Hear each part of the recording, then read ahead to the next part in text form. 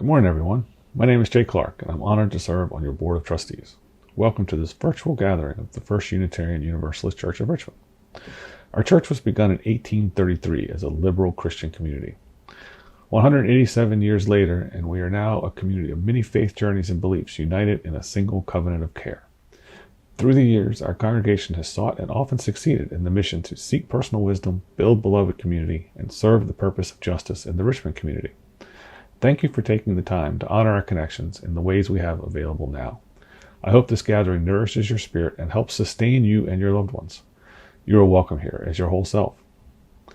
We'd especially like to welcome our visitors today from near and far. We look forward to greeting you in person one of these days. In the meantime, we invite you to introduce yourself in the chat and feel free to contact us at membership@richmonduu.org. For more information about our church, we encourage our visitors and members to please see our website, richmonduu.org. Our website has great information about who we are as a church, where we are, mostly on Zoom right now, of course, and what it means to be a Unitarian Universalist. For our members, I want to draw attention to the member portal, found a little ways down the homepage. We have a directory there, information on neighbor to neighbor, and if you really want to go deep, the church bylaws. Finally, we'd like to encourage all of you to sign in to our worship service 5 to 10 minutes early to catch the pre-show announcements. This is another good way to stay informed about things that are important to our shared community. Once again, welcome to this time of worship.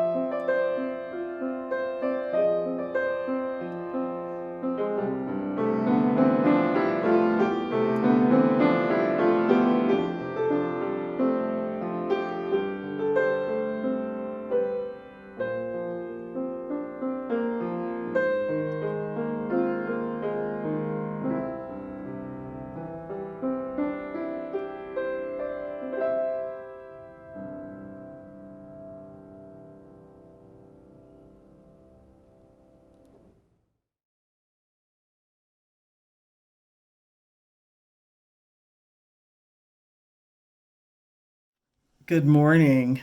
I'm Faith Harris, Interim Co-Director for Virginia Interfaith Power and Light.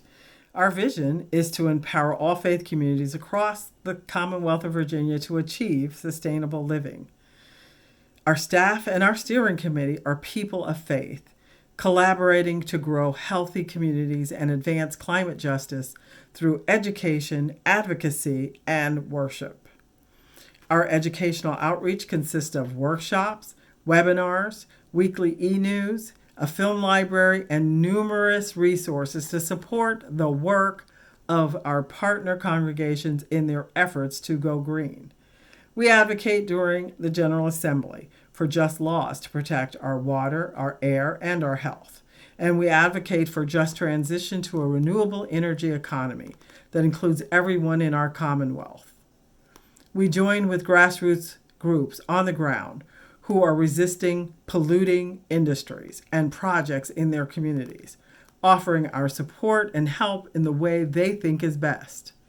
This year, we included civic engagement by providing the Democracy 2020 voter guide and asking individuals to take our online pledge to be a faith climate justice voter in every election. And finally, we offer opportunities for communities of every faith and background to partner with us to incorporate care for the environment in their services, such as our annual Climate in the Pulpits, on the Bema and in the Minbar. This year's theme is Vote, committing ourselves to climate justice and beloved community. And I am delighted that today First UU is taking part in Climate in the Pulpits.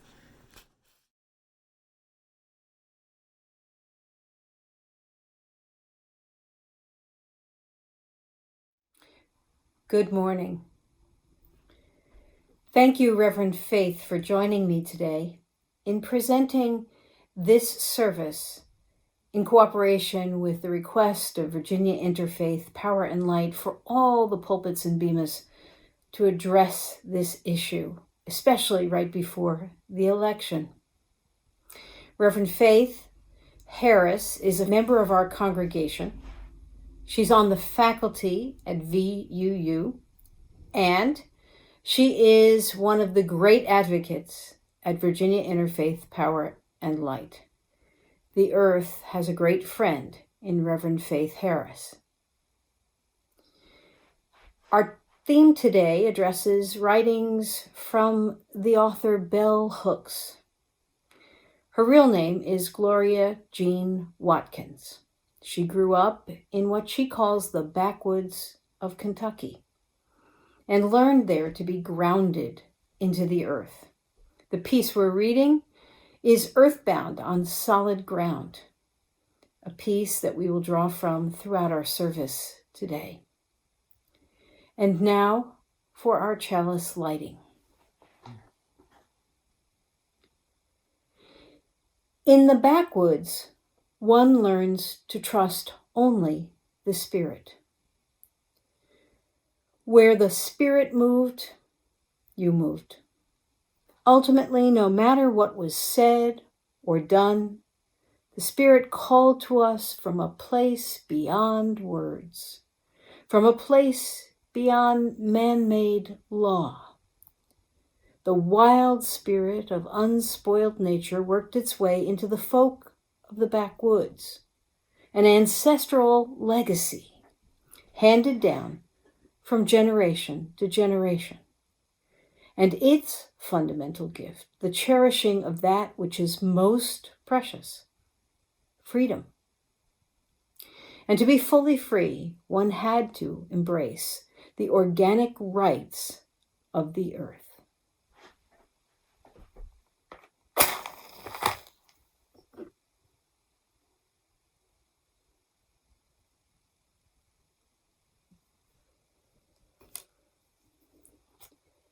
Our chalice is lit and our service begun. We're very glad you're here.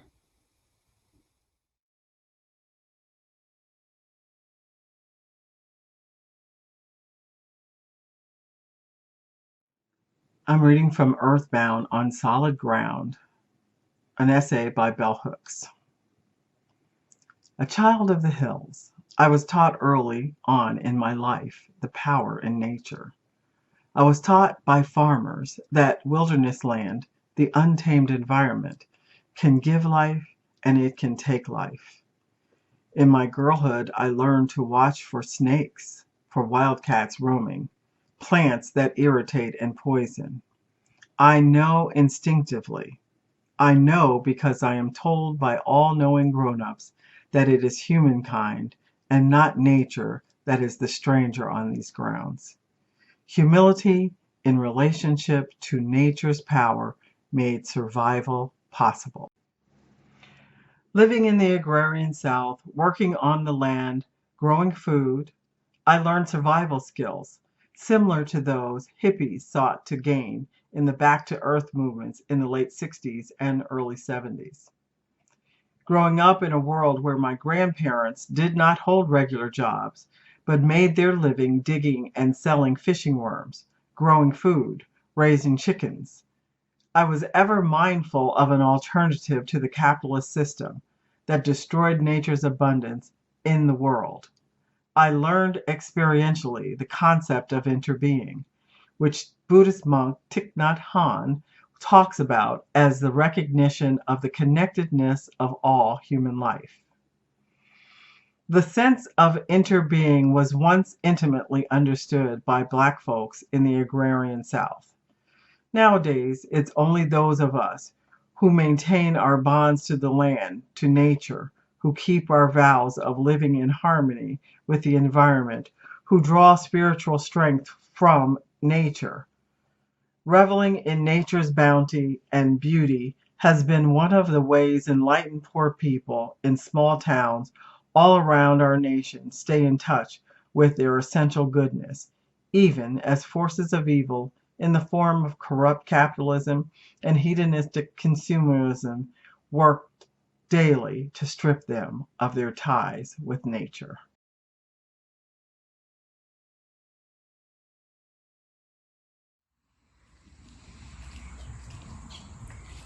Join me in a time of reflection, meditation, prayer, and aspiration.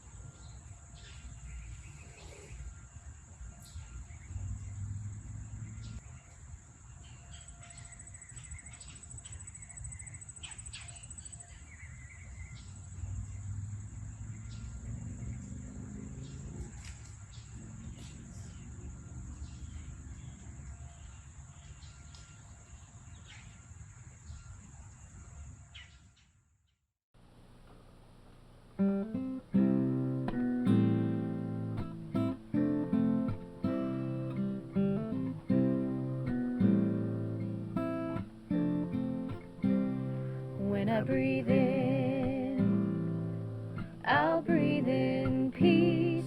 When I breathe out, I'll breathe out love. When I breathe in, I'll breathe in peace.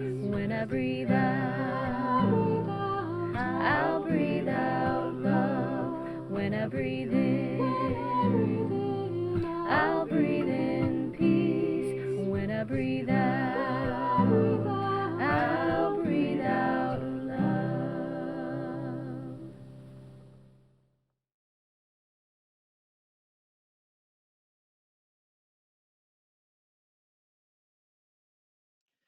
There are many reasons we might recommend developing humility as an important character quality. Most come with a caution not to be too proud of our accomplishments. Nobody likes an arrogant ass.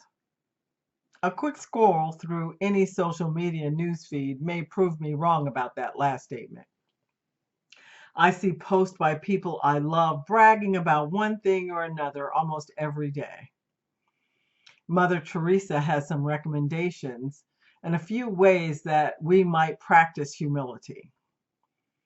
She says, speak as little as possible of oneself.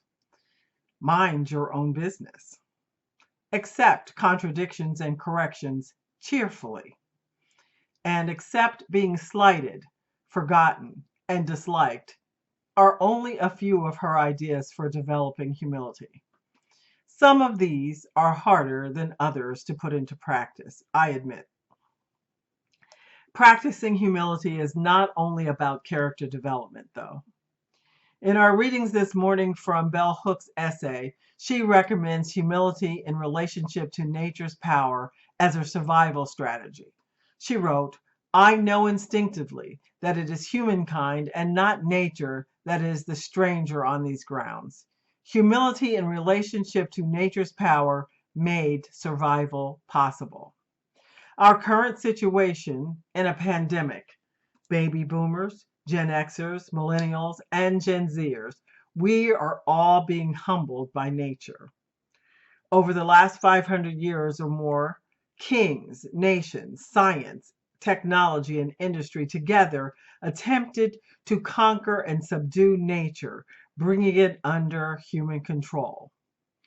We are learning that the natural world ultimately holds the winning hand over our technology and over our will to subdue it.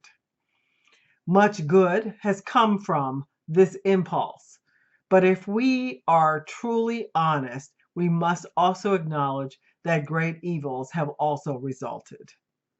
Slavery, white supremacy, genocide, collapsing of ecosystems, die-offs of animals, severe weather events, sea level rise, 8 million tons of plastic floating in our oceans, our air and water polluted by methane, carbon dioxide, nitrous oxide, and many other greenhouse gases and poisons, is making us sick and vulnerable.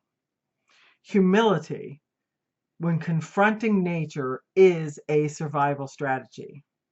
Knowing that we are subject to the forces of nature helps us make wiser decisions in response to pandemics. It urges us to prepare for severe storms or to abate our encroachment on forests and jungles to prevent the breakdown of ecosystems. Humility of the power of forces we have made more unpredictable and more intense and more lethal by our lack of humility is for our species' survival. We have a responsibility to the 7 generations which come after us, and they to those that come after them. We don't just need humility as a survival strategy, but a humble lifestyle can help us live in harmony with the natural world.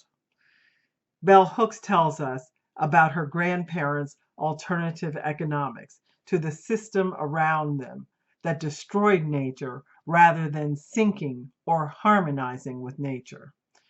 They made their living off the land, she says, taking only what they needed for food and shelter, much like the first Americans who were here before the ships arrived from Europe with Africans in their bellies.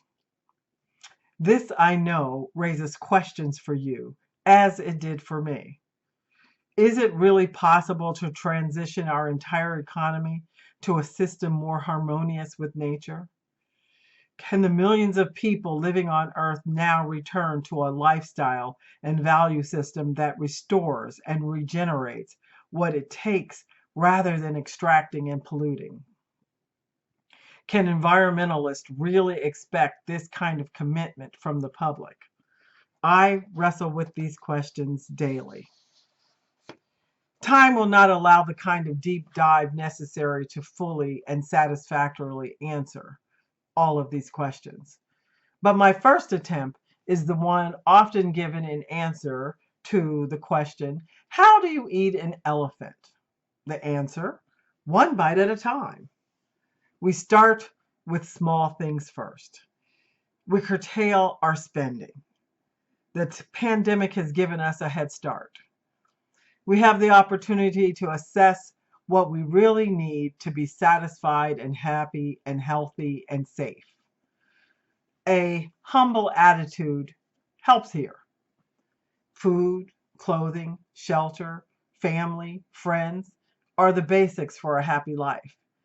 When we jettison the extras, it comes down to these as the essentials. But the reality is that we cannot individually solve the problems of climate change. We can do our best greening of our homes, of our businesses, of our churches. But the truth is we need industry, we need government, we need the entire economic system to do the same downsizing. We need an overhaul of our value systems to get this right. But it all starts with the value of humility. In the face of the power and the force of nature, we must create, develop, honor, respect, and cultivate humility. Knowing and acknowledging that we are interconnected with all other life on this planet, that humans are connected one to another, and our survival is intertwined with the survival of the ecosystems which support us. We need humility in relationship to nature. We need humility in relationship to our lifestyles. We need humility in relationship to one another. Humility in the face of nature. Nature is not the stranger here. We are strangers. Strangers not because we're not part of nature. Strangers because we have elevated ourselves above nature and we have not adequately recognized that we, in fact, are members of the earth. We are part of the ecosystem that makes this great, beautiful blue ball, the one that astronauts marvel at from outer space. We need humility to understand what it means to survive. We need humility to create the strategies and the lifestyle that will make our planet livable for 7 and so many more generations.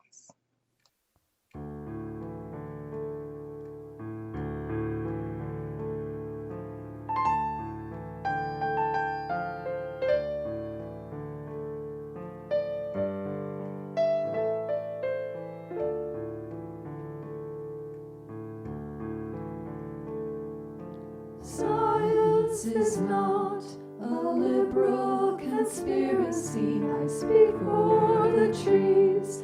They can't speak without me. Only when the last river is poisoned, you'll learn you can't drink money. I'll plant a sapling I'll never sit beneath. A future of love can grow on trees.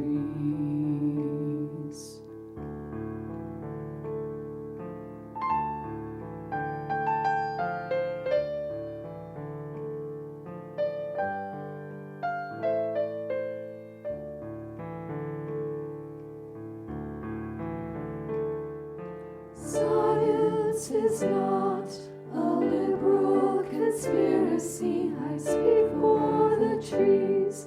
They can't speak without me. Only when the last river is poisoned, you'll learn you can't drink money. I'll plant a sapling I'll never sit beneath. A future of love can grow on trees.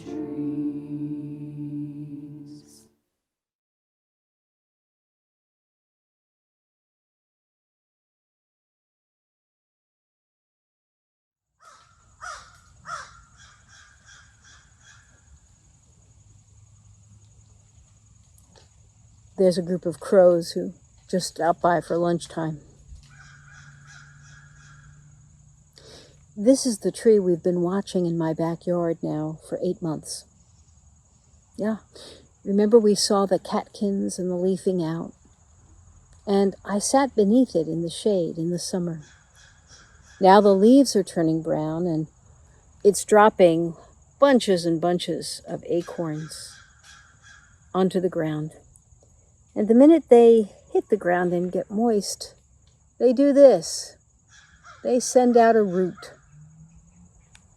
Because they want to take root in this world. They want to have their part in this world. They want to replicate the parent tree from which they come. That tree is always trying to replicate. Now, that's a good thing for a tree that's like 170 years old. It's been here longer than any of us and probably will be here longer than most of us. At some point, it will come down. But it teaches us something about the earth to have watched it this summer and into fall. From our springtime advantage of the pandemic, at first pushed out and uncertain. And now recognizing that it is nature that is ultimate. It will receive our remains and put them to good use. In fact, we are the remains of other living things put to good use, I hope. Bell Hooks knows a lot about three particular things to which I always am learning from her. The first thing is the power of love. How great the human power of love is to heal, to create new possibility, to console, to encourage. Bell Hooks believes in the radical power of love. And Bell Hooks teaches that. She teaches it to every student she's ever had, every reader she's ever had. She talks about the power of thoughtful teaching to transform people's lives. That I believe too. And the third thing that she teaches us is that we must know some things about nature if we really want to understand how life works. She has described herself many times as a backwoods kid who had to learn where snakes hang out, what in the forest was poison and not, irritating and not, how to avoid accidents and what was dangerous to do. She learned all that in backwoods Kentucky and then went to study at Stanford. But she didn't leave all that behind. She brought it along with herself. And she began to teach.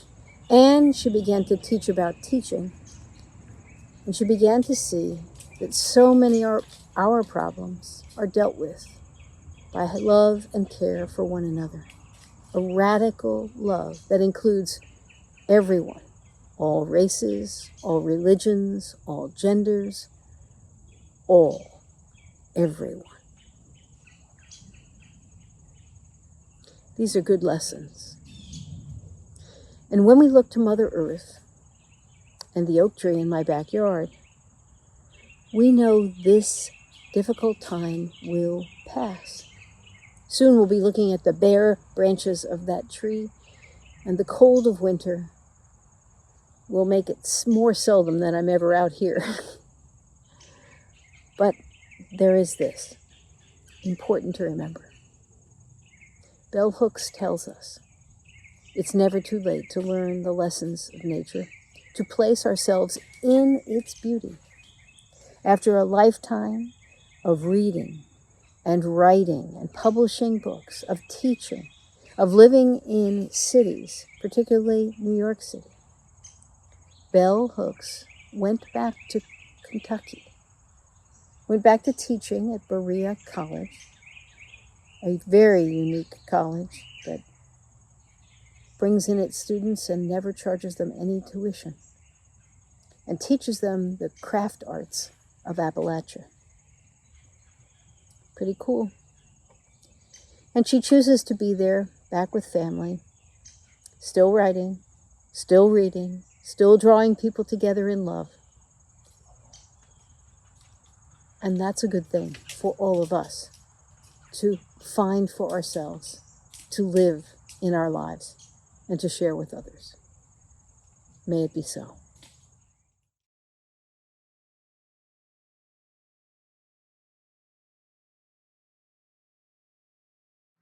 This month's Share the Plate is for the Disaster Relief Fund. And after a service like this morning, I'm not sure that we need a whole lot more of convincing for why it's important for us to have a disaster relief fund. I encourage you to give generously so that we're able to immediately respond to our neighbors and to our friends when disaster hits. We know that many communities are currently experiencing disaster and events that are out of their control. And we want to be able to share and help them whenever the need arises. Thank you so much for being generous in your offering today.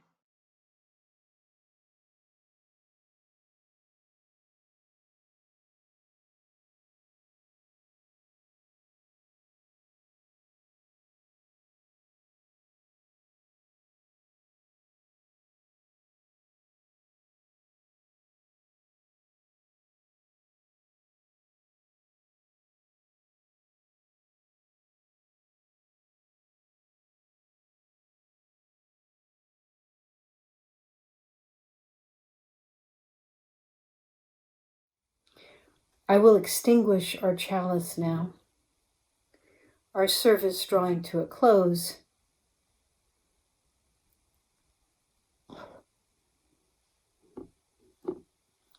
And the last reading from Bell Hook's essay, Earthbound. Humankind, no matter how powerful, cannot take away the rights of the earth. Ultimately, nature rules. This is the great democratic gift the earth offers us, the sweet death to which we all inevitably go, into that final communion. No race, no class, no gender, nothing can keep any of us from dying into that death where we are made one. To tend the earth is always then to tend our destiny, our freedom, and our hope.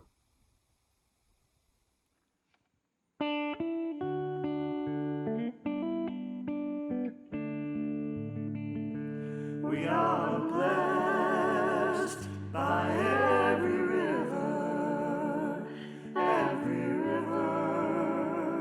makes us whole with its riches and its beauty. Every river feeds our soul, and we are called as keepers of the earth. We are called to speak its sacred worth for our children and our children's children. We are called as keepers of the earth. We are blessed by every forest.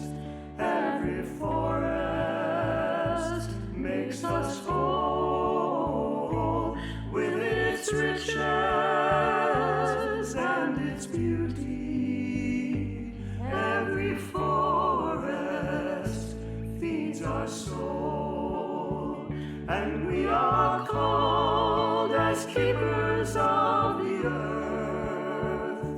We are called to speak its sacred worth for our children and our children's children. We are called as keepers of the earth. We are blessed by every mountain.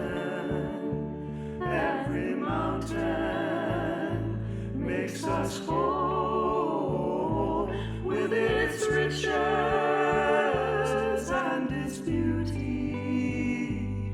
Every mountain feeds our soul, and we are called as keepers of the earth. We are called to speak its sacred word for our children and our children's children. We are called as keepers of the earth for our children and our children's children. We are called as keepers of the earth.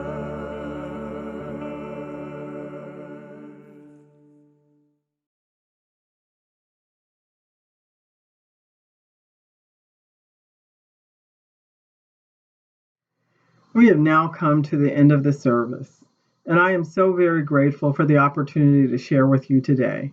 We're so very happy and thankful for Reverend Jeanne and for all those who made this service possible today. We're so happy that you participated in our annual Climate in the Pulpits, and we look forward to all the ways that this community will continue to uphold and protect the environment. One way is to take action today. On the slide, you will see a URL that gives you a location where you can go and sign up to become a faith climate justice voter. And that pledge is a pledge to vote in every election for legislators who understand the importance of the environment, who understand the interconnectedness of all life, and who want to protect the environment and the climate. We encourage you to take this pledge as well. And then there are other resources you will find on our website that might be useful to you. We're so very grateful for the opportunity to share with you today. And I want to just say, as by way of benediction, to go in peace, to go in humility, and go in the Spirit.